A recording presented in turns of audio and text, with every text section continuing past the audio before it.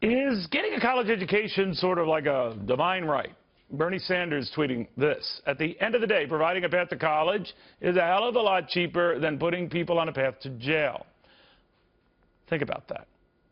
But if we don't pay for college, then they are likely to look at jail. John Ratzenberger, you've been a big advocate all your life of saying, you know, there are alternatives, especially in a nation that's forgotten about basic handcrafts, like being mechanics or plumbers or anything that we used to take great pride in. What did you think of that remark? Well, I'd counter Bernie Sanders' quote with one by Spencer Tracy when asked about his profession. He said, in the grand scheme of things, acting is not that big of a deal. Plumbing is. and I subscribe to that, because without it, none of us are going to get anything else done. But don't forget, Bernie Sanders comes from a background where he's never really worked. It's like a lot of our politicians now. We used to be an agrarian society, and everybody understood the value of tools and honored the common sense that you got from working with them. But now we have people that have just gone through college, gotten into politics, and then risen through the ranks until they're in charge. And I don't think they really understand that the infrastructure is not supported or put together by athletes, actors, and politicians. It's people who know how to use tools. But I think there's a certain arrogance to that remark as well, right, John, where you just say it's college or nothing, and then college is the end-all and be-all. What you're telling plumbers, what you're telling electricians, what you're telling mechanics is the mere opposite of what they're being told in Germany, where mechanics are valued, where that is an elite field, where electricians are harder to book than the Pope, and it matters a great deal that you have this skill set.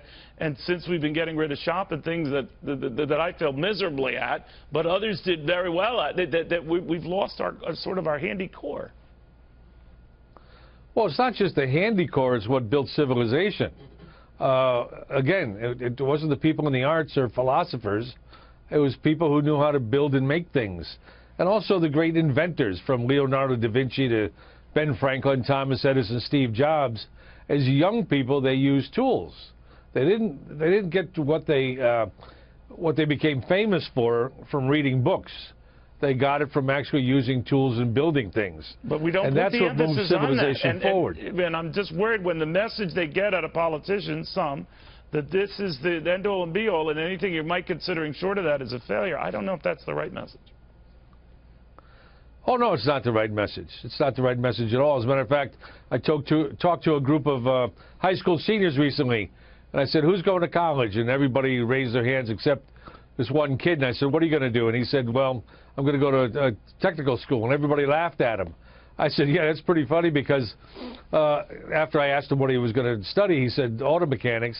And they laughed again. And so I said, well, that's funny, because at the end of 4 years, you're going to be waiting tables, paying back your student loans, and this kid over here is going to own his own house, and you're going to be paying him to fix your car. And that's the reality. Yeah, that's just the reality. You know, it's just the craft that I've, you know, like reading a prompter. You know, that's a lost skill if you think about it, John, you know. That's right, especially in the Etruscan era when they had to do it carved in stone. Don't get me. Yeah, and Etruscan, you can't even get across one line of the prompter, but it's I do it, but it's not easy. John, thank you very much, my friend. Have a Merry Christmas. Anytime, Neil. All right. Merry Christmas.